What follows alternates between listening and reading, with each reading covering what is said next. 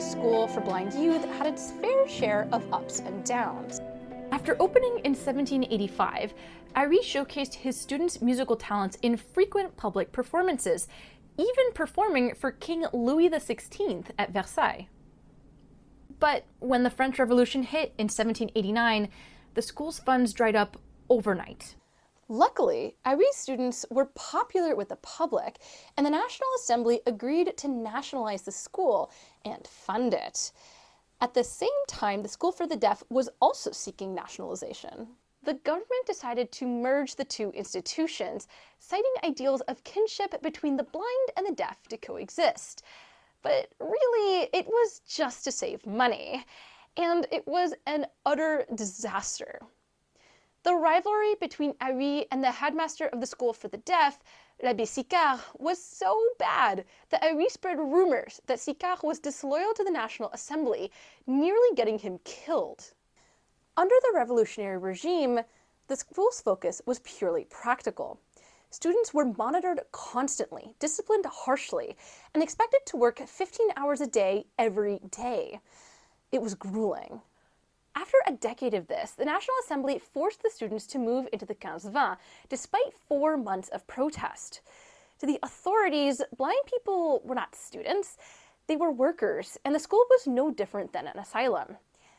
That, and they just wanted to save money. Ari's reputation suffered too, both from his mild involvement with the revolution and his ongoing rivalry with the School for the Deaf's headmaster. After the fall of the empire, the monarchy reinstated the school as the Institut Royal des Jeunes Aveugles. The institute finally began to resemble a school, but the new director was terrible.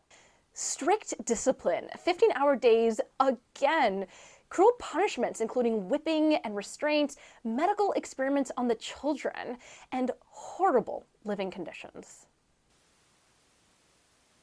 We are here at the original location of the building, which is now a post office in the neighborhood of Le Marais. At the time, the neighborhood was very low, damp, and had a poor reputation, which contributed to the condition of the premises being incredibly unsanitary. Many visitors would write letters about how disgusting it was, and dozens of students died from illness. But then came Alexandre René Pignet in 1821. He doubled down on education and encouraged many students to become teachers themselves. He also got students jobs as organists in churches around Paris by leveraging his connections as a former seminary physician. And it would take 20 years, but he fought tirelessly to find the school a new, healthier home. In 1840, Pignet was ousted by an ambitious teacher named Pierre Armand Dufault, who became the director. There's some debate, but most sources indicate that Dufault burned Braille books and briefly banned the system before reversing his decision after the students rebelled. The school's influence spread worldwide. It served as the model for landmark institutions like the Perkins School for the Blind in the United States. Today, the Institut National des Jeunes Aveugles remains at its 1843 location, where we are now.